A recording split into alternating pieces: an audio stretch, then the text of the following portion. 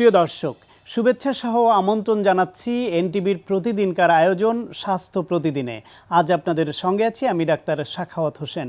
প্রিয় দর্শক, আজকের এই অনুষ্ঠানে আমরা আলোচনা করব কিডনির পাথরজনিত সমস্যা ও তার চিকিৎসা নিয়ে। এ বিষয়ে কথা বলবার জন্য আমাদের সঙ্গে স্টুডিওতে উপস্থিত আছেন একজন ইউরোলজি বিশেষজ্ঞ। চলুন দর্শক, অনুষ্ঠানের শুরুতেই আমরা পরিচিত হয়ে নেই আমাদের আজকের অতিথির সঙ্গে। ডাক্তার মোহাম্মদ শরীফুল ইসলাম ১৯৭৯ সালের মে মাসে নরসিংদী জেলায় জন্মগ্রহণ করেন। তিনি ২০০২ সালে স্যার সলিমুল্লাহ মেডিকেল কলেজ থেকে এমবিবিএস ডিগ্রি অর্জন করেন। এরপর তিনি চিকিৎসা বিজ্ঞানে উচ্চতর এমএস ডিগ্রি লাভ করেন। বর্তমানে তিনি শহীদ তাজউদ্দিন আহমেদ মেডিকেল কলেজের ইউরোলজি বিভাগের বিভাগীয় প্রধান হিসেবে কর্মরত আছেন। আপনাকে আমন্ত্রণ জানাচ্ছি আমাদের অনুষ্ঠানে। ধন্যবাদ আপনাকে। এই যে কিডনির পাথর, এটা একটা কমন সমস্যা, অনেকেই এই রোগে আক্রান্ত হয়ে থাকেন। শরীরের বিভিন্ন জায়গায় পাথর হওয়ার কথা আমরা জানি। আমাদের গল ব্লাডারে পাথর হয়, এমনকি আমাদের যে লালা গ্রন্থি সেখানে পাথর হয়, অর্থাৎ এরকম অনেক জায়গায় পাথর হওয়ার কথা আমরা জানতে পারি। সে একইভাবে কিডনিতে বা কিডনি থেকে প্রস্রাবের নালী, এসব জায়গায় পাথর জমে। এই যে একজন মানুষের কিডনি থেকে শুরু করে প্রস্রাবের থলি বা নালী, এইসব জায়গায় যে কি পাথর হচ্ছে বা জমা হচ্ছে, এর কারণ কি? ধন্যবাদ। কিডনি শরীরে অন্যান্য জায়গার পাথরের মতো কিডনি পাথর অনেক কমন একটা রোগ আমাদের। কিডনি পাথর অনেক কারণেই হইতে পারে, তবে আমরা যদি একমাত্র এবং কোনো কারণ বলা হয়, সেটা এইরকম কোনো কারণ নয় যে এই কারণেই পাথর হয়, যেটাকে আমরা ইডিওপ্যাথিক বলি। এটাকে আমরা এক নাম্বার কারণ বলি আর কি, যে ম্যাক্সিমাম কারণ ক্ষেত্রে এটা কারণ জানা যায় না, অজ্ঞাত কারণেই এটা এক নাম্বার এটা বলি। তারপর অনেক কারণকে আমরা এখানে ধারণা করি যে হয়। একটা হচ্ছে ডিহাইড্রেশন। আপনার যদি পানি শূন্যতা থাকে, বিশেষ করে দোজার হয়েছে গরমের দিন, সোয়েটিং এনভায়রনমেন্ট, তাদের এটা বেশি হয়। আর কিছু ডায়েটারি ফ্যাক্টর আছে, যে খাবার কিছু রিস্ক ফ্যাক্টর আছে। যেমন কেউ যদি অক্সালেট ফুড বেশি খায়, যেমন কচু কিংবা মিষ্টি আলু, কফি, চা, এই ফুডগুলা থেকে আপনার অক্সালেট বেশি থাকে, তার কারণে হয়তো তাদের অক্সালেট স্টোন বেশি হইতে পারে। অনেক সময় ইউরিন ইনফেক্টেড যাদের বেশি থাকে, ইনফেকশন একটা অন্যতম কারণ, তাদের দেখা যায় যে স্ট্রোভাইট স্টোন বেশি হয় তাদের। তারপর আপনার যদি ইউরিনারি ট্র্যাক্টে কোনো অ্যাবনর্মালিটি থাকে, বিশেষ করে ফ্লো অফ ইউরিন যদি কোথাও বাধাগ্রস্ত হয়, সেটা কিডনি থেকে আপ টু ইউরেথ্রা পর্যন্ত, সেই ক্ষেত্রে সেটা হয়তো ক্যালসিয়াম ডিপোজিশন হেল্প করে, তো সেটার কারণেও অনেক ক্ষেত্রে পাথর হইতে পারে। তো একজন মানুষের যদি এরকম পাথর হয়, সেটা বিভিন্ন লোকেশনে সংখ্যা এবং সাইজ ভেদে তার বিভিন্ন রকম লক্ষণ দেখা দিতে পারে। হ্যাঁ, সাধারণত কি ধরনের লক্ষণ দেখা দেয়? লক্ষণ অনেক রকম হইতে পারে। একটা লক্ষণ হইতে পারে, তার কোনো লক্ষণই নাও থাকতে পারে, টোটালি অ্যাসিম্পটোমেটিক থাকতে পারে পেশেন্ট। তারপর কমন লক্ষণ হচ্ছে পেইন। তার সাধারণত লয়েন রিজনে, কিডনি রিজনে যদি কিডনি পাথর হয়, সেখানে পেইন নিয়ে প্রেজেন্ট করতে পারে। সাধারণত ব্যথাটা কোন এলাকায় হয় শরীরে? সেটা হচ্ছে কোমরের, হ্যাঁ, কোমরের, আমাদের কিডনি যেখানে থাকে কোমরের পিছনের অংশে, সেইখানে সাধারণত ব্যথাটা হয়। আর যদি স্পাইকি স্টোন থাকে, সেই ক্ষেত্রে অনেক সময় প্রস্রাবের সাথে রক্ত যায়, হ্যামাচুরিয়া যেটা আমরা বলি, সেই হ্যামাচুরিয়া নিয়েও পেশেন্ট প্রেজেন্ট করতে পারে। অথবা অনেক সময় স্টোন রিলেটেড অনেক কমপ্লিকেশন হয়, সেটা নিয়ে পেশেন্ট প্রেজেন্ট করে। প্রস্রাবের থলিতে বা নালীতে যদি স্টোন ছুটে আসে, সেক্ষেত্রে কি প্রস্রাব বন্ধ হয়ে যেতে পারে একেবারে? হ্যাঁ, যদি ইম্প্যাক্টেড ইউরেথ্রাল স্টোন হয়, তাহলে একেবারেই বন্ধ হয়ে যেতে পারে সেটা ইউরেথ্রাতে যদি হয়। আর এমনি অনেক ক্ষেত্রে ইউরেটারে স্টোন যেটা থাকে, সেই ক্ষেত্রে বাইলেটারাল ইউরেটারিক স্টোন হলে অবস্ট্রাকশন হয়, বাট অ্যানিউরিয়া হয় না, এই আর কি, যেটা বন্ধ হয়ে যায় না আর কি। তো একজন মানুষের এই যে স্টোন জমলো, সেই স্টোনের সংখ্যা, লোকেশন বা সাইট, কি পজিশনে আছে, এসব দেখার জন্য আপনারা নিশ্চয়ই কিছু পরীক্ষা নিরীক্ষা করেন। কি ধরনের পরীক্ষার দরকার? খুব সিম্পল কিছু পরীক্ষা করি। একটা হচ্ছে খুব কমন পরীক্ষা হচ্ছে আমরা একটা এক্সরে কিউবি করি, যে একটা এক্সরে করলেই হয়তো 90% স্টোন আমরা এখানে এক্স রে শ্যাডোতে আসেন। তো এটা কোথায়, নাম্বার কয়টা, লোকেশন এবং সব কিছুই এক্স রেতে ইভালুয়েট করা যায়। তারপরে আমরা একটা আল্ট্রাসাউন্ড করি। যদি আল্ট্রাসাউন্ড এবং এক্স রেতে পাথর আমরা পাই, তাহলে এটাকে বেটার ইভালুয়েশনের জন্য এবং কিডনি ফাংশন করে কি করে না, এটা কি মেথডে চিকিৎসা করা লাগবে সেটা জানার জন্য আমরা তখন একটা আইভি ইন্টারভেনাস ইউরোগ্রাম একটা পরীক্ষা আছে, সেটা দিয়ে এটাকে আলটিমেটলি জাজ করি। আর রিসেন্ট যেই কনসেপ্টটা হচ্ছে স্টোনকে ধরেন গোল্ড স্ট্যান্ডার্ড ট্রিটমেন্ট বলে, যে আমরা একটা নন কন্ট্রাস্ট সিটি স্ক্যান করা, যে এটার মাধ্যমে স্ট্যান্ডার্ড এভরিথিং আমরা হয়তো ইনফরমেশন পাই আর কি। তো চিকিৎসার প্রশ্নে যদি আসি, যে চিকিৎসার বিভিন্ন সময়ে বিভিন্ন রকমের চিকিৎসা ছিল, এখন তো অনেক আধুনিক হয়েছে সব সেক্টরেই, নিশ্চয়ই এটার চিকিৎসায়ও কিছু আধুনিক পদ্ধতি আছে। তো কমনলি কি কি প্রসিডিউর আছে, কি করে থাকেন আপনারা চিকিৎসার জন্য? চিকিৎসার বিবর্তনের সাথে সাথে চিকিৎসারও বিবর্তন অনেক, এখানে স্টোন ডিজিজের ম্যানেজমেন্টও আছে। আমরা যদি হিস্টোরিক্যালি দেখি, আমরা সেই মিশরের মাম্মিদের মধ্যেও আমরা স্টোন ডিজিজের সন্ধান পাওয়া গেছে। ইভেন আমাদের নেপোলিয়নের স্টোন ডিজিজ আমরা চিকিৎসা হইতো যে পদ্ধতিতে, সেটাও এক ধরনের নন ইনভেসিভ মেথডে তারা চিকিৎসা করতো। এটা সিস্টোলিথোট্রিট বলে।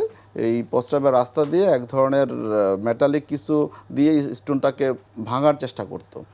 তো তখনও সেটা 18 শতকের হিস্ট্রি। আস্তে আস্তে ওপেন সার্জারি তো একটা লম্বা সময় ধরে চলে আসছে, এখনও চলতেছে। বাট পৃথিবীর যে বর্তমান যে স্টোন ম্যানেজমেন্টের আমরা এটা এখন স্টোন সার্জারি লেস দেন 10% ক্ষেত্রে লাগে, ওপেন স্টোন সার্জারি। বাকি অল স্টোন হয়তো আমরা অ্যান্ডোস্কোপিক মেথডে আমরা কিংবা নন ইনভেসিভ মেথডে করতে পারি। এখন ট্রিটমেন্ট যদি আমরা বলি, তার নন ইনভেসিভ মেথড 1980 শতকের গোড়ার দিকে যেটা আসছে, স্টোন ক্রাশ করা, যে এটা একসময় বেশ পপুলার ছিল, কিন্তু এটারও কিছু সুবিধা অসুবিধা থাকার কারণে আরও অ্যাডভান্সমেন্ট হয়েছে, যেটাতে আমরা এখন কিডনি পাথরের ক্ষেত্রে ফুটা করে, পিছন দিয়ে জাস্ট ফুটা করে আমাদের অ্যান্ডোস্কোপ ঢুকিয়ে সেখান থেকে পাথর ভাঙার কিছু মেকানিজম আছে, সেগুলো দিয়ে আমরা পাথর ভেঙে গুঁড়া করে নিয়ে আসতে পারি। এটাই এখন বর্তমান বিশ্বে বহুল প্রচলিত একটা স্টোন সার্জারির স্ট্যান্ডার্ড, গোল্ড স্ট্যান্ডার্ড ট্রিটমেন্ট হিসাবে প্রচলিত। এর পরবর্তী যে আপগ্রেডেশনটা হয়েছে 2000 শতকের 1996-এ শুরু হয়, সেটা হচ্ছে আমাদের লেজার সার্জারি, যেটা আমরা একটা অ্যান্ডোস্কোপ কিডনিতে ঢুকায়ে, এটাতে কোনো ফুটাও লাগে না, আমরা সেইখানে লেজার দিয়ে পাথরটা ভেঙে নিয়ে আসি। তো স্টিল নাও শকওয়েভ লিথোট্রিপসি, যেটা পাথর ভাঙার যেই ক্রাশ করার মেথড, এটা অবসোলেট না, এটাও একটা মেথড, এটাও চলতেছে, এন্ডোস্কোপিক মেথডও চলতেছে। এই দুটোই হচ্ছে অ্যাডভান্সমেন্ট। বলছেন যে এই যে পাথর ক্র্যাশ করা, যেটা সবাই নামেই ডেকে থাকেন, বলেন যে, এবং সবাই খুব উৎসাহী যে আমি অপারেশন চাই না, কাটাকাটি চাই না, আমার পাথর ক্র্যাশ করে বের করে দিবেন স্যার। এই যে এই পাথর ক্র্যাশ করে বের করার সুবিধা অসুবিধা দুইটাই আপনি বলছিলেন, পাশাপাশি একটা ক্লু একটু দিই, অনেক রোগীরা এরকম বলেন যে পাথর ক্র্যাশ করেছি, কিছুদিন পর আবার পাথর হয়েছে, আবার যেতে হয়েছে, বা বারবারই লেগেছে। এই বিষয়টা কি? বিষয়টা হচ্ছে, পাথর আমরা সাধারণত শকওয়েভের মাধ্যমে বাইরে থেকে এটাকে এক ধরনের এটা গুঁড়া করে দেওয়া হয়। তো এই পাথরটার ক্লিয়ারেন্স রেট অনেকগুলো, গুঁড়া করার পরে এটাকে ক্লিয়ার হওয়ার অনেকগুলো ফ্যাক্টর ডিপেন্ড করে। তো যদি ফেভারেবল কিডনি অ্যানাটমি থাকে, স্টোন সাইজ যদি ছোট থাকে, তার ড্রেইনিং সিস্টেম যদি এডিকুয়েট থাকে, কিডনি সাপোজ নন এক্সক্রিটিং কিডনি, এটাতে আপনি কিডনি কাজই করে না, তা তো ড্রেইন হবে না। তো সমগ্র বিষয় বিবেচনা করে যদি স্টোন ক্রাশ করা হয়, তাহলে সাধারণত এই ক্ষেত্রে কিডনির ক্ষেত্রে লেস দেন 1 সেন্টিমিটার এবং ফেভারেবল যদি পজিশনে থাকে, তাহলে সেটা একটা অ্যাকসেপ্টেড মেথড, এবং স্টোন ফ্রি রেট নেয়ার অ্যাবাউট 90% এই ক্ষেত্রে। আমরা যেটা করি, অনেক ক্ষেত্রে দেখা যায় মোর দেন 1 সেন্টিমিটার 2 সেন্টিমিটার পাথরকেও অনেকের বললেন যেটা, যে হয়তো সে অপারেশনে যাইতে চাচ্ছে না।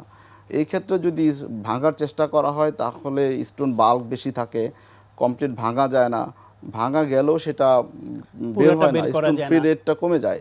তো সেই জন্য এই সাফারিংসগুলো হয়, যে হয়তো বলেন যে আমার স্টোন রয়ে গেছে, সেকেন্ড টাইম ভাঙা লাগতেছে, তো কিংবা ক্লিয়ার হয় নাই।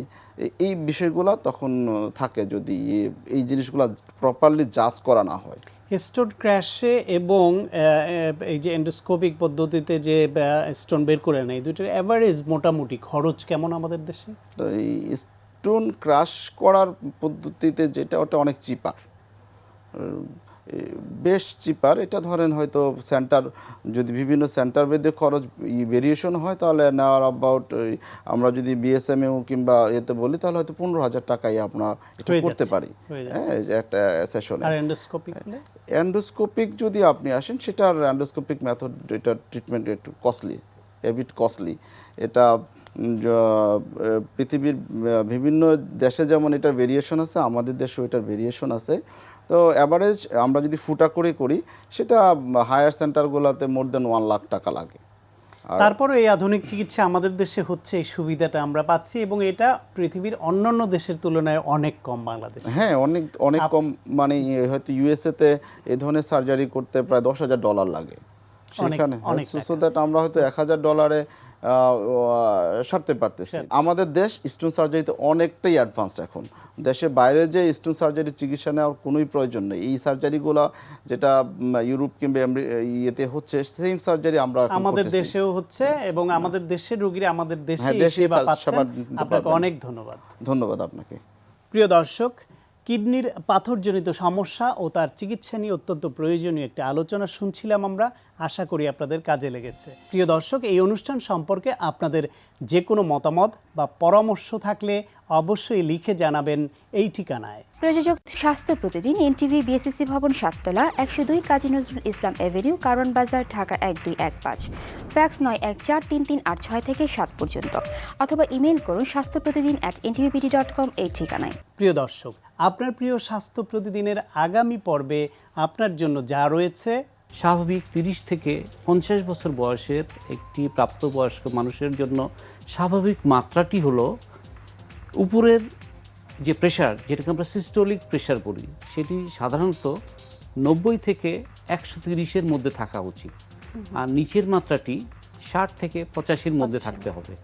তাহলে হাইপারটেনশন বলতে এই মাত্রার বেশি হতে হবে। অর্থাৎ যদি আপনার ব্লাড প্রেশারের উপরের মাত্রাটি 140 বা তদূর্ধ্ব হয় এবং নিচের মাত্রাটি 90-এর বেশি হয়ে যায়, তাহলে আমরা সেখানে সেই লোকটি হাইপারটেনশন বা উচ্চ রক্তচাপে ভুগছেন। প্রিয় দর্শক, বিশ্বের যে কোনো প্রান্ত থেকে যে কোনো সময় এনটিভিতে সম্প্রচারিত আপনার প্রিয় স্বাস্থ্য প্রতিদিন অনুষ্ঠান দেখার জন্য ভিজিট করুন আমাদের পূর্ণাঙ্গ ওয়েব পোর্টাল www.ntvbd.com। দর্শক, আজ এ পর্যন্তই। সবাই ভালো থাকুন, সুস্থ থাকুন এবং অবশ্যই নিরাপদে থাকুন। দেখা হবে আগামীকাল ঠিক একই সময়ে নতুন কোনো অতিথি নিয়ে।